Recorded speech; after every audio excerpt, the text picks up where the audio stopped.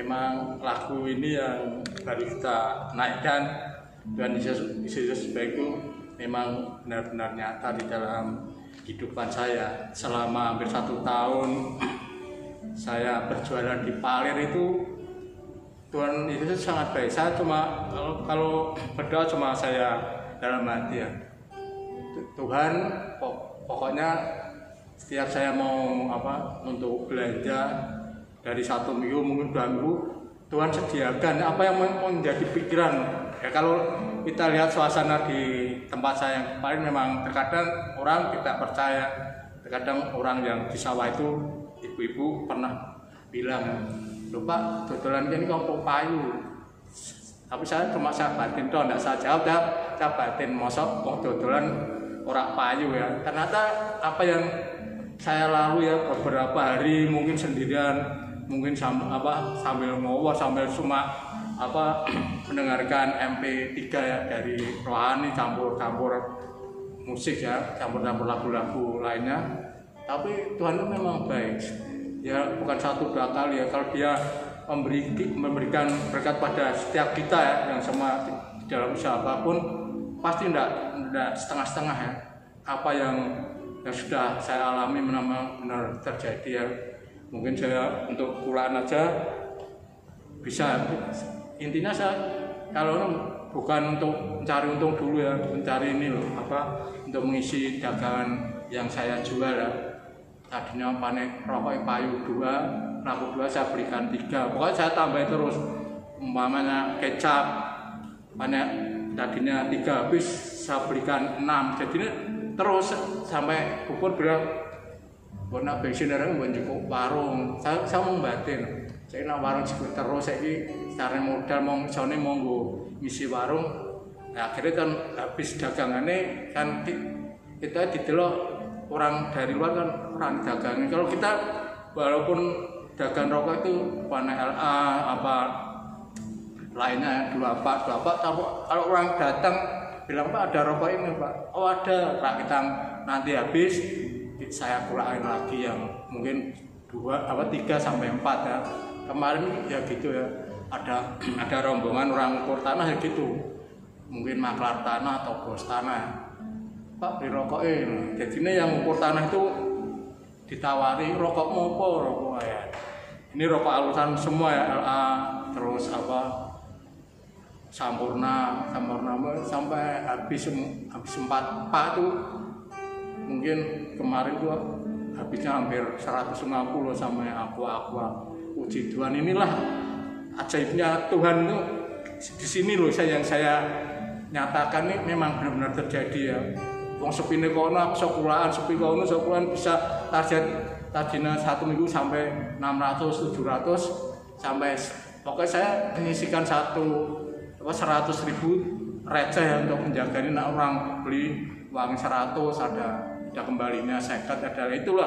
Tetap setiap malam pasti saya sisihkan 100.000, tapi receh ada 5.000, 10.000 sampai 20.000 ya. Di sini enak, tidak ada yang ninggal, tidak ada gini. Wah, uangnya saat ini jadi ya memang sering ya jualan di warung diutangi sering ya, sampai sekarang tidak bayar 2 Pak sampai 3 Pak. Terus saya diam, saya cuma dalam hati, Bapakku yang di surga banyak berkat, dah gitu toh.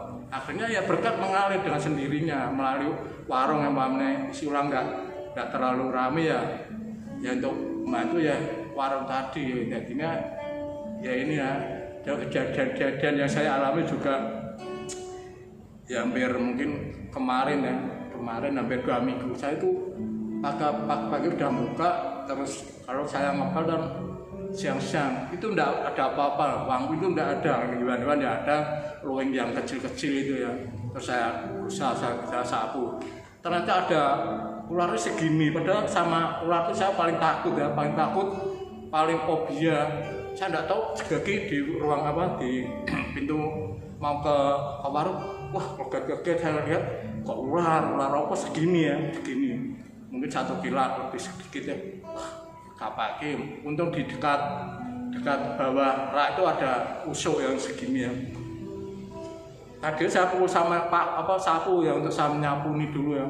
Tak merucut malah merebudi di triplek. Untung di triplek itu saat ada apa tumpuan aqua tuh, wah piye gege kok di pojokan tak tandon malah angel meneh. Ternyata Tuhan itu juga baik ya, apa tripleknya mau segini ya, buka segini, ternyata di dalamnya triplek yang tipis itu, wah jalan kok ada Roh Kudus saya nganu tripleknya keprok-keprok mbek nganu mbek usuk tadi ya, tak kepuk-kepuk sama sing kaben triplek, duh mah kok gak wah sak kepuk apa kepalan sama remuk kok sampai pengen sudah lupa. Terus saya sapu sama yang saya buang di depan.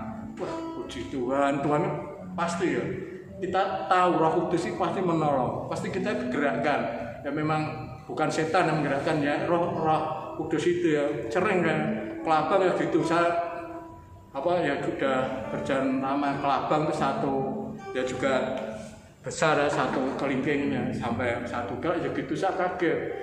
Pagi-pagi saya tidak ada apa, kelabang dosan-dosan ya, untung ada sapu, saya pas pegang sapu ya, sapu sampai kepeng saya buang ya, apa basah gelap apa kadang saya membatin, tapi saya percaya Tuhan pasti akan apa ngusir segala binatang yang melata yang masuk di dalam rumah saya. Memang sekitar saya masih banyak rumput, sekarang udah di depan udah tinggi-tinggi ya.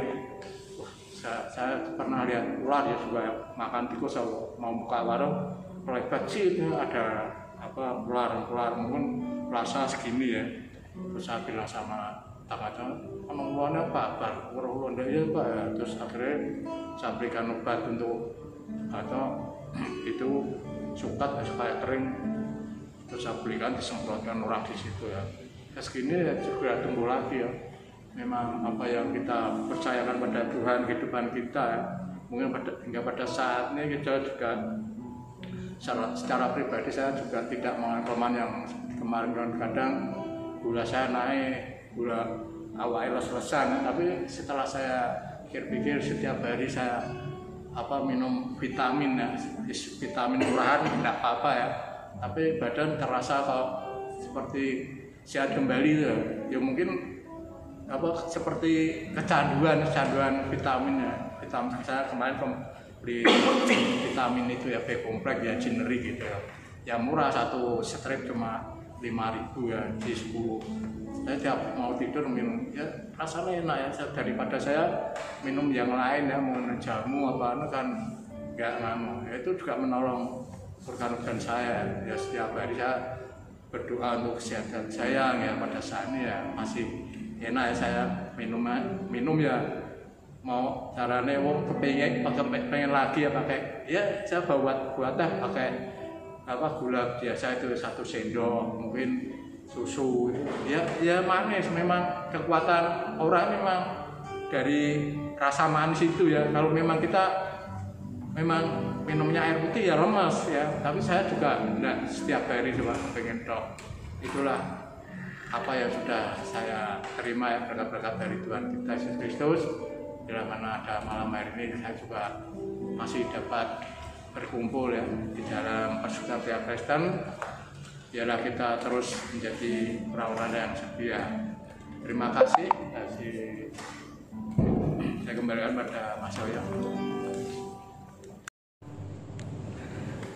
Terima kasih waktunya Pak Samuel. Saya menyambung kesaksian dari Pak Pur tadi. Saya setuju sekali kalau Tuhan itu memang baik dan sangat baik buat kita semua.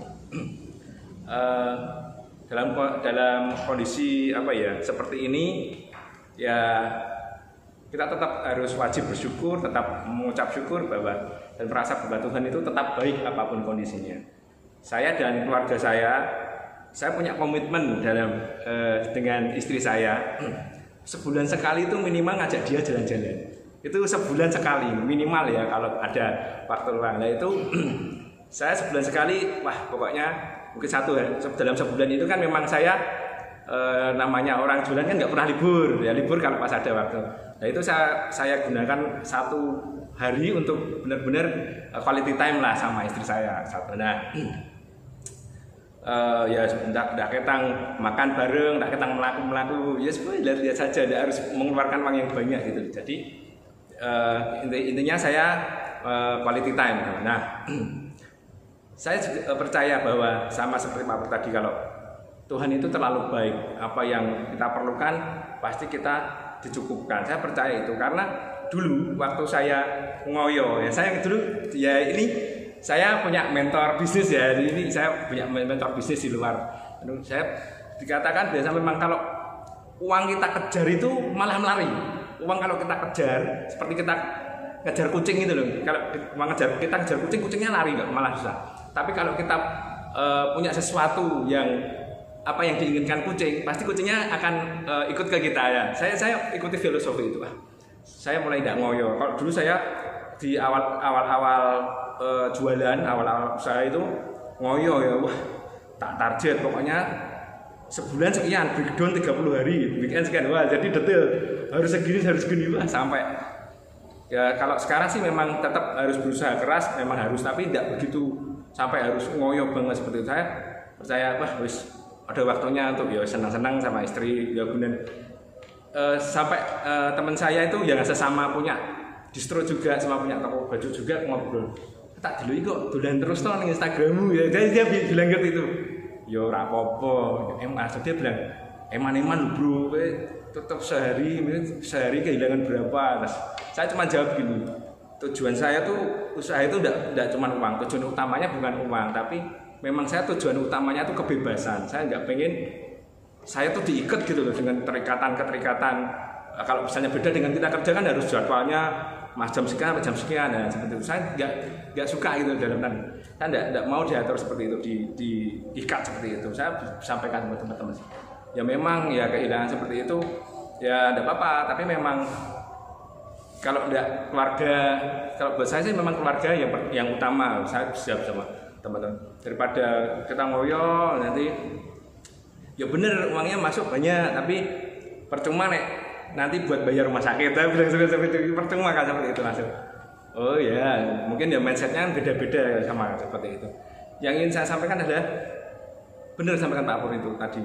Kita apapun kondisi kita memang Tuhan itu selalu cukupkan. Ya pas dilalahi butuh ono we. Saya ya tahu ya dari mana. Saya kadang-kadang hitung ya pemasukan. Kalau pembukuan itu kan 1 bulan ada pembukuan sederhana, masuk berapa, yang buat kulaan berapa, pengeluaran misalnya untuk sewa ruko, air, listrik dan sebagainya total. Kadang-kadang tuh malah banyak keluarnya loh.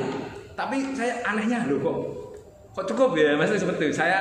Saya memang belajar dalam usaha ini, walaupun usaha saya sendiri, saya menggaji diri sendiri. Jadi saya itu ya karyawannya ya saya, tapi juga bosnya juga. Jadi saya itu menggaji diri saya sendiri seminggu itu 500.000. Itu gaji saya seminggu. Nah itu seminggu saya 500.000, kalau sebulan cuma 2 juta. Itu uang pribadi saya. Yang selain itu memang saya anggap uang perusahaan, bukan uang saya seperti itu. Jadi saya cuma 500.000 itu mbuh cukup mbuh ora ya. Tak cukup kayak seperti itu. Tapi nyatanya juga Tuhan itu baik. Saya tidak tahu hitungannya gimana. Ya, tapi ya cukup aja, tidak kurang, ya makan ya cukup, ya makan wajar lah, sederhana tapi tetap layak lah. Tidak pernah namanya kekurangan. Nah, itulah ajaibnya Tuhan. Kalau matematikanya manusia kan mungkin 1 tambah 1 2. Kalau matematikanya Tuhan Yesus berapa? 2 tambah 5, 5.000 ya. 5 roti 2 ikan jadi 5.000 orang ya, seperti itu. Ya, saya ingin kita semua bapak-bapak yang ada di sini sebagai kepala keluarga kita, sebagai apa ya?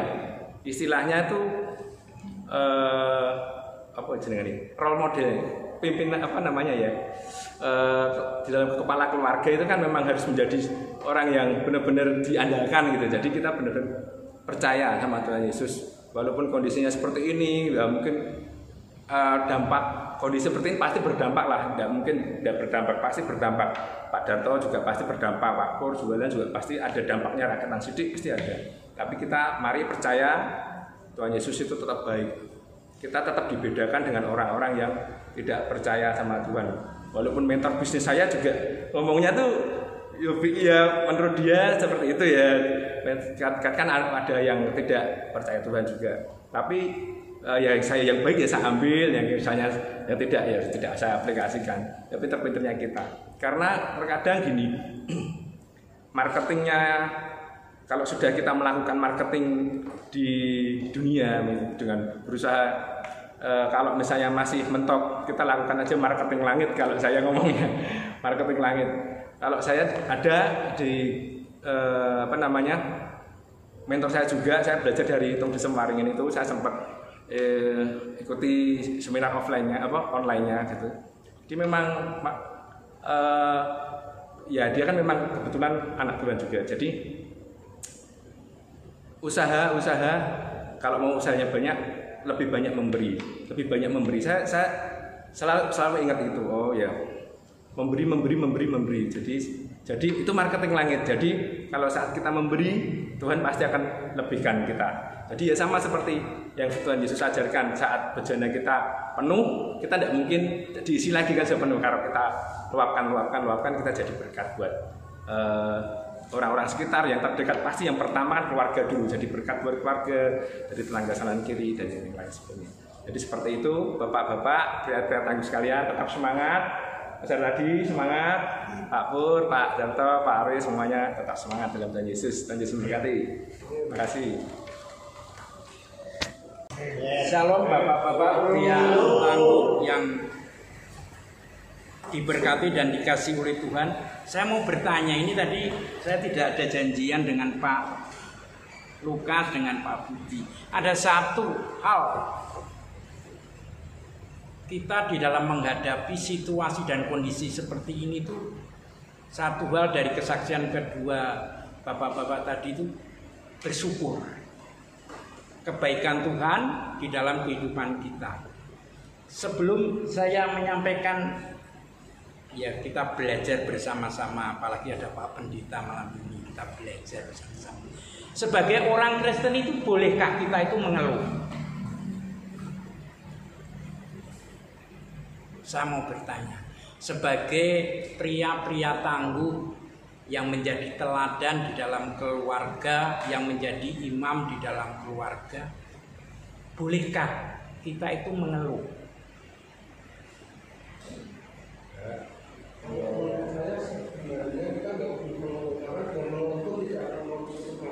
Ya. Bolehkah kita mengeluh itu? Mengeluh dengan keadaan, mengeluh dengan situasi seperti ini, mengeluh dengan pekerjaan kita, mungkin mengeluh dengan pelayanan kita, mengeluh dengan situasi dan kondisi yang tidak memungkinkan di hadapan Tuhan. Itu boleh nggak?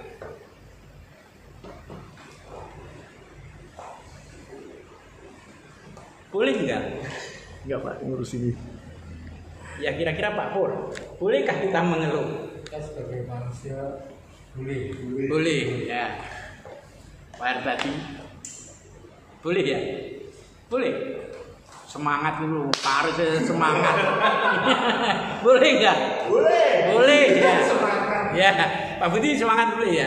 Wah, Boleh ya. Boleh ya. Ya. Ya. Ada satu Alkitab yang mencatat kita boleh mengeluh, tetapi ada satu yang diperbolehkan Tuhan di saat kita mengeluh. Kita buka Ratapan 3 ayat 39. Ratapan 3, monggo. Ratapan 3 ayat 39. Iya. Monggo Pak Darto atau Pak Budi. Ratapan 3 ayat 39. Ratapan 3 ayat yang ke-39. Mengapa orang hidup mengeluh? Biarlah setiap orang mengeluh tentang dosanya. Iya. Berarti boleh mengeluh dengan situasi, tidak boleh mengeluh dengan situasi dan kondisi seperti ini. Tetapi di saat kita melakukan perbuatan dosa, kita boleh mengeluh. Mengapa Tuhan aku kok melakukan ini? Mengapa Tuhan aku kok melakukan itu? Mengapa Tuhan aku kok melakukan ini dan itu?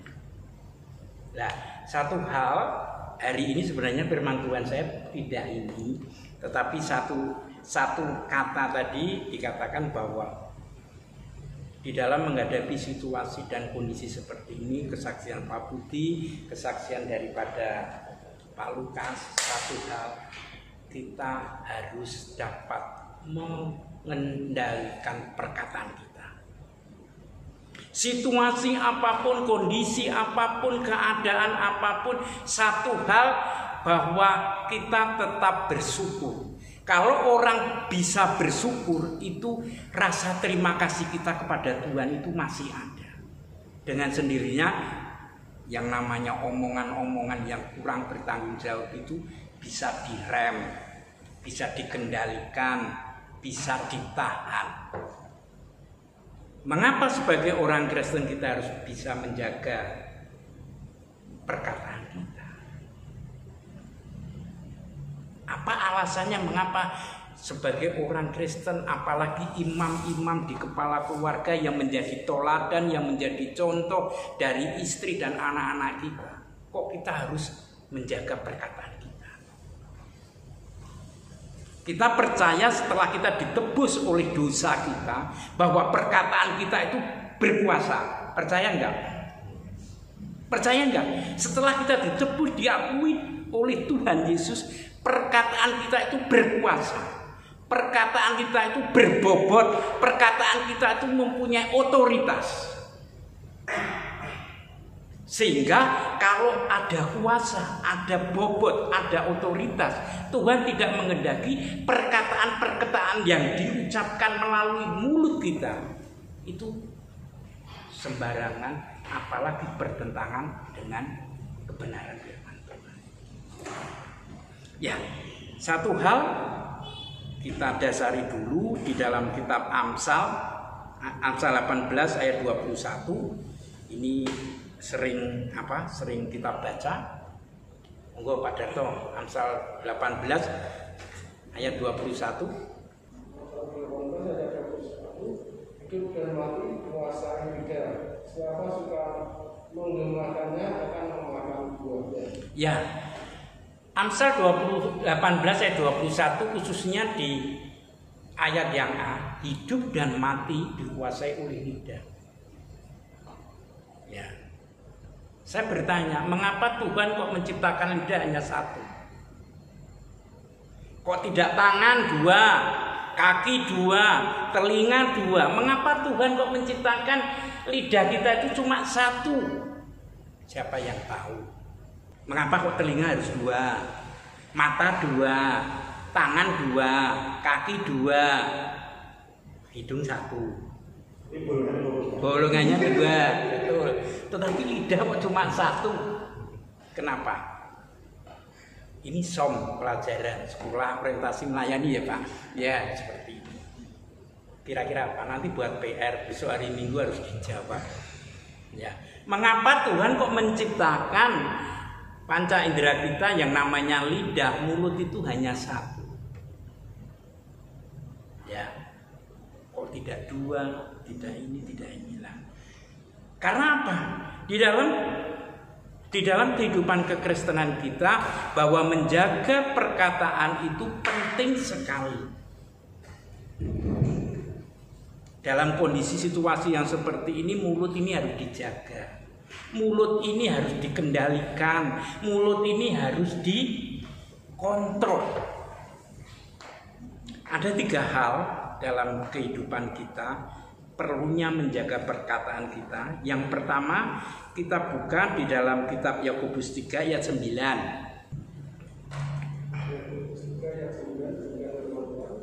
Dengan lidah kita mengutuk Tuhan Bapa kita, dan dengan lidah kita mengutuk manusia yang diciptakan untuk Allah. Ya.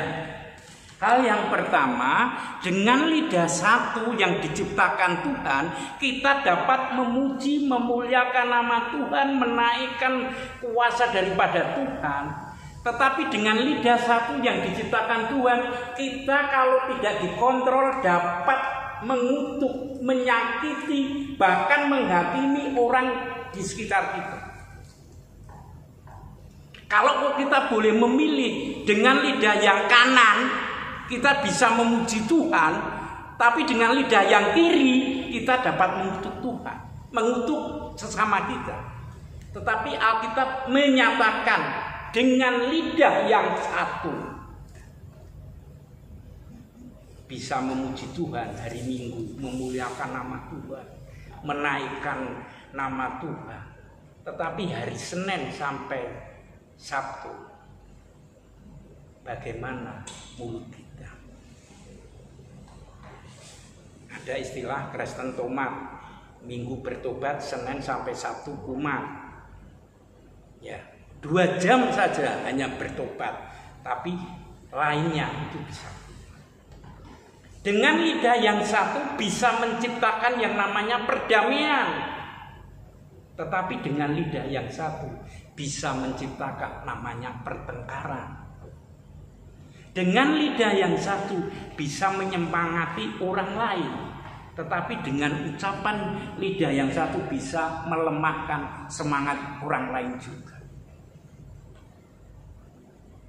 Inilah hati-hati dari perkataan kita. Sudahkah hidup kita berkata-kata yang sesuai dengan kebenaran firman Tuhan?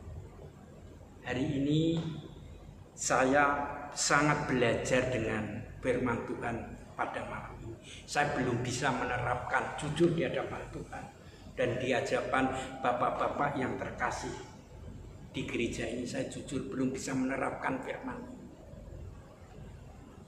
Tetapi melalui firman ini paling tidak saya ditegur, paling tidak saya belajar, paling tidak saya berintrospeksi diri kita sebagai kepala keluarga yang menjadi teladan, yang menjadi contoh buat istri dan anak-anak saya. Paling tidak saya ditegur malam ini, supaya introspeksi diri saya bahwa kadang-kadang mulut saya sendiri itu tidak bisa direm. Ada pepatah rodo ono reme, tetapi lambe kadang-kadang lepas kontrol. Ini yang namanya manusia. Hal yang kedua, mengapa kita harus menjaga perkataan kita? Hal yang kedua, kita buka di dalam 1 Petrus 3 ayat 8 sampai 10. Hari ini saya yang berkhotbah, Pak Pendeta, yang renungan, bapak-bapak yang membacakan firman Tuhan. Berarti imbang. Kalau saya diberkati, bapak-bapak harus diberkati. Amin. Ya, ini ya. Petrus 3, 1 Petrus 3 ayat 8 sampai 10.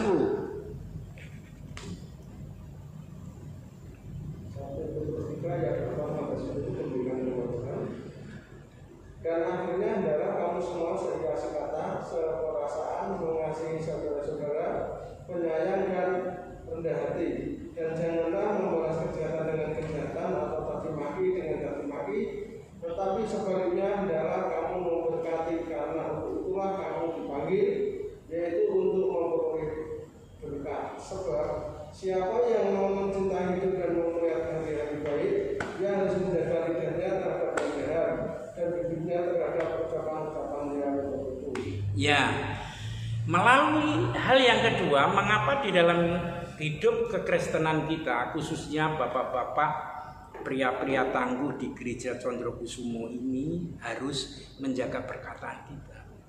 Melalui perkataan kita itu dapat menjadi ukuran keberhasilan atau sebaliknya. Ya, melalui perkataan kita itu dapat menjadi tolak ukur keberhasilan hidup kita atau malah sebaliknya.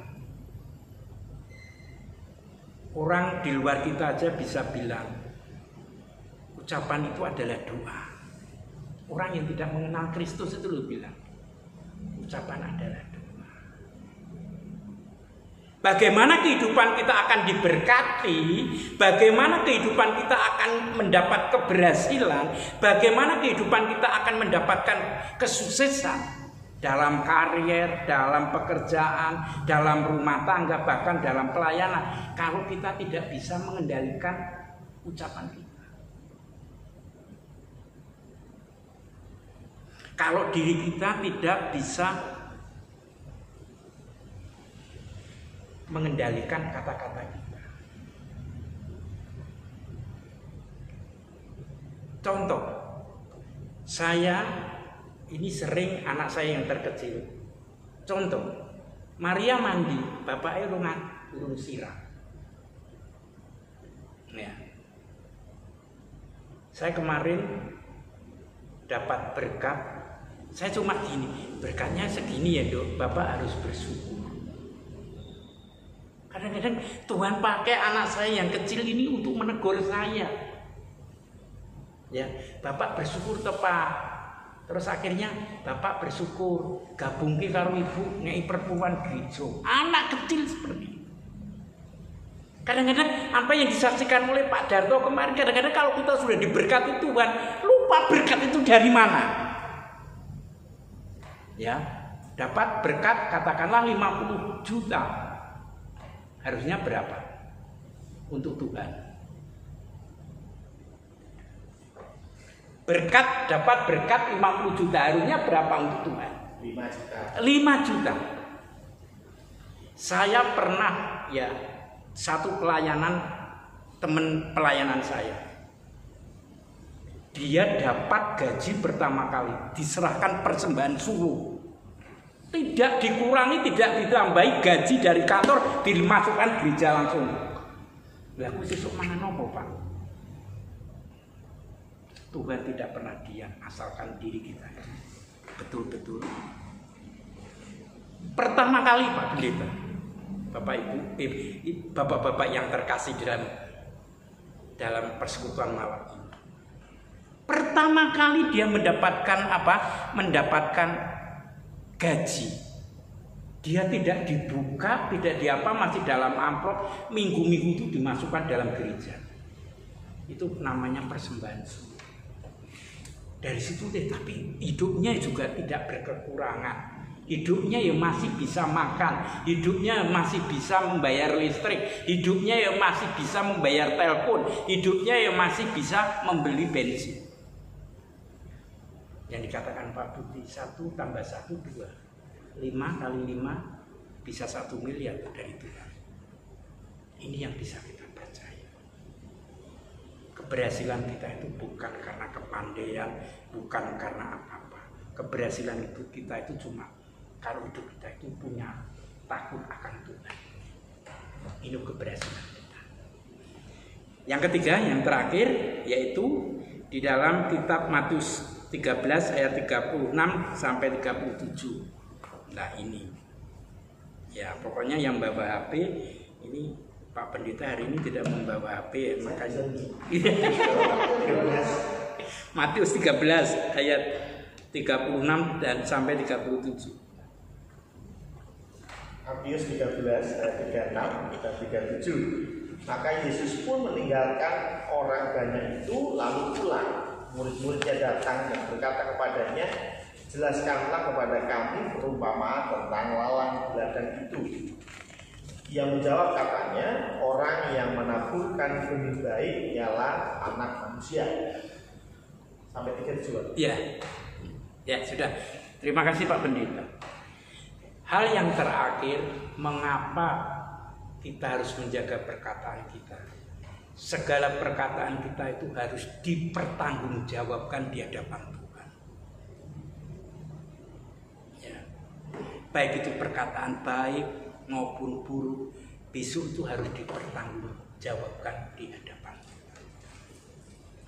Nah, sekarang yang menjadi perhitungan kita dalam setahun itu ada 350 hari. Ya. Dalam setahun itu ada 350 hari. Mungkin dalam sehari, dalam 1 bulan itu ada 30 hari. Dalam sehari ada 24 jam. Berapa persen perkataan kita itu sesuai dengan kebenaran firman Allah? Berapa persen perkataan kita itu menentang kebenaran firman Allah?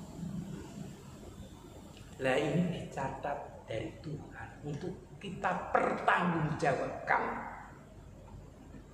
Ya, kita pertanggungjawabkan. Menghadapi situasi dan kondisi seperti ini, masihkah hati kita itu mengucapkan syukur di hadapan Tuhan? Apa menggerutu, mengeluh atau bagaimana? Bapak-bapak yang terkasih di dalam Tuhan, mungkin Pak Pur, Pak Darto, Pak Pendeta, Pak Budi, Mas Herdadi punya perasaan. Saya sendiri juga punya masalah. Ya. Bisakah di saat kita menghadapi masalah ini, perkataan kita masihkah bisa dipertanggungjawabkan di hadapan Tuhan? Dengan rasa syukur, dengan rasa yang berterima kasih. Saya ingat yang namanya marah itu tidak bisa menyelesaikan masalah. Kalau kita menghadapi situasi dan kondisi itu terus kita marah-marah dengan istri, marah-marah dengan anak, marah-marah dengan siapapun, apakah ini pertanda Tuhan akan memberi jawaban atas permasalahan kita? Setiap pertanggungjawaban perkataan kita ada tanggung jawabannya di hadapan Tuhan. Ya, sudahkah kita sebagai imam-imam di rumah tangga, sebagai contoh teladan bagi istri dan anak-anak kita, bisa menjaga perkataan kita? Atau sebaliknya, mungkin sebagai bos pimpinan atau sebagai apapun, bisakah kita itu sudah menjaga perkataan kita? Mungkin di lingkungan yang minoritas kadang-kadang kita itu menjadi sorotan. Ya, apa yang disaksikan oleh Pak Darto kemarin. Saya sendiri juga menjadi minoritas di lingkungan, apalagi saya mantan RT, sudah disorot begini. Lah, itulah kadang-kadang suratan Kristus yang nyata, bahwa cermin-cermin kebenaran firman Tuhan itu ya di lingkungan yang minoritas. Penerapan secara nyata, bukan melalui Alkitab.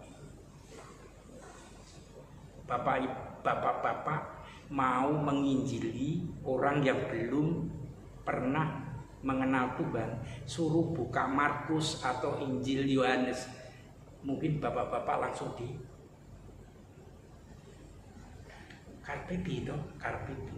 Tetapi melalui kita, perkataan kita, melalui tindak tanduk kita, ada respon dari orang yang bersangkutan. Saya kemarin itu dipanggil oleh Pak Direktur. Saya nggak tahu, Pak Direkturnya itu lebih muda daripada saya, Pak Aris. Dia aliran yang kemarin sudah Pak Samuel pernah saya, dia pernah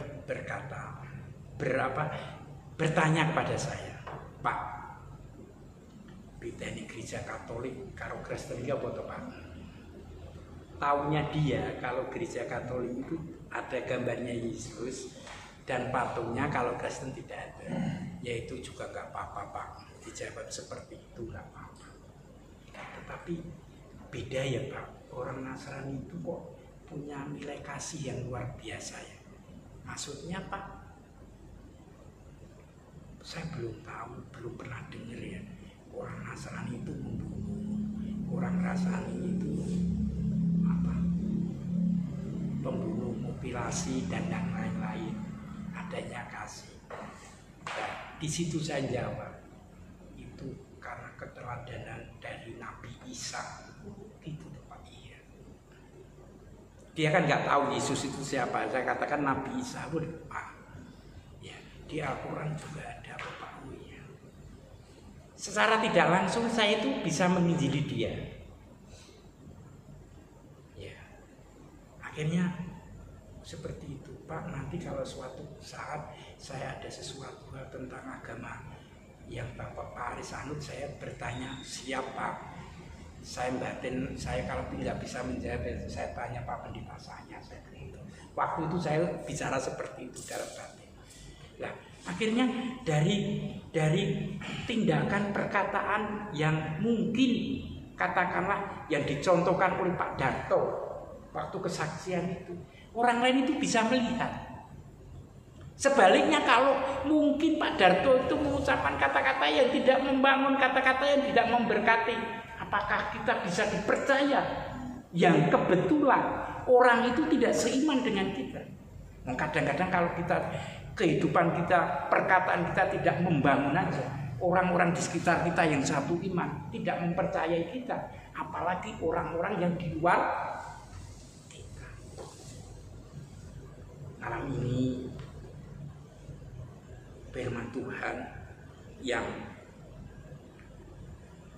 kita sampaikan, kita dengar akan menjadi sebuah nasihat khususnya untuk saya dan umumnya untuk bapak-bapak yang tertanam di gereja Gia Condrokusumo pada malam ini, bahwa perkataan Yesus yang kita sembah, Tuhan Yesus yang kita sembah, itu ya dan amin. Firman Tuhan yang keluar, yang ditulis dari kitab Kejadian 1 sampai Wahyu 22 itu tidak akan pernah kembali dengan sia-sia. Kita pegang, kita imani, kita percayai, dan kita yakini bahwa ini akan terjadi. Kalau kita percaya akan itu,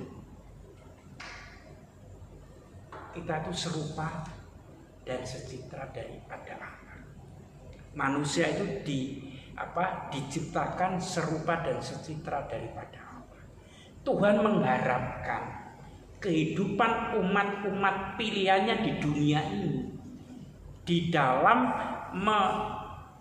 memperkatakan itu ya jangan pernah sia-sia.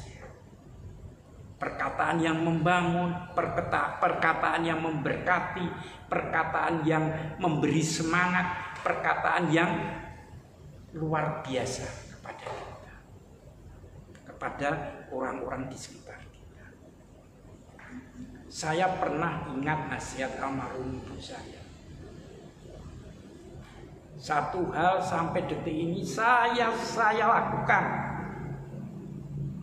Sejengkel-jengkele kowe le karo anakmu, ojo pernah nyedake. Saya pegang sampai saat ini. Jangan pernah nyedake. Nyedake itu tahu nggak? Pak, nyedake tahu nggak Pak? Enggak. Nyedake tahu nggak Pak? Nyedake tahu nggak Pak? Enggak. Nyedake itu enggak. Mendekatkan. Nyedake itu gini. Kowe biyen kowe wani karo wong tuwa sampean kowe dadi wong ngene gitu loh. Kata-kata ya sumpahi yang tidak baik. Ya nyedake ya Pak ya. Pernah dengar ya Pak ya? Lah. Baru ini ya. Pernah ya? Ya, yang nyedake itu pernah. Nyedake itu memperkatakan yang kurang baik. Nyepatani ya betul. Nyepatani betul. Lah itulah sejengkel-jengkelnya kita kepada anak, kepada istri. Jangan pernah yang namanya nyepatani, karena nanti akan terjadi. Tetapi kalau sejengkel-jengkelnya kita bisa masih menahan sesuatu yang berharga, ya wah besok jadi anak bagus, jadi pendeta, jadi pelayan Tuhan.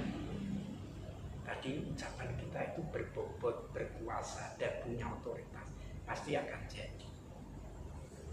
Ya, mungkin dulu Pak Pendeta Joko jengkel dengan Pak Pendeta Samuel ya, tetapi Pak Pendeta Joko bilang besok jadi pendeta, akhirnya jadi ya Pak ya. Ya ini. Ya begitu ya. Ya, itulah. Mari malam ini bapak-bapak, pria-pria tangguh yang diberkati Tuhan dan yang dikasihi Tuhan. Dari firman Tuhan pada malam ini kita bisa belajar untuk tetap menjaga perkataan kita, untuk tetap menjaga ucapan kita, baik di lingkungan yang terkecil keluarga kita, dengan istri dan anak-anak kita, juga dengan orang-orang yang menjadi komunitas di gereja ini dulu, baru dari luar kita yang tidak seiman dengan kita, supaya kehidupan kita bisa menjadi contoh buat diri kita sendiri, buat orang lain, dan nama Tuhan Yesus dipermuliakan. Amin.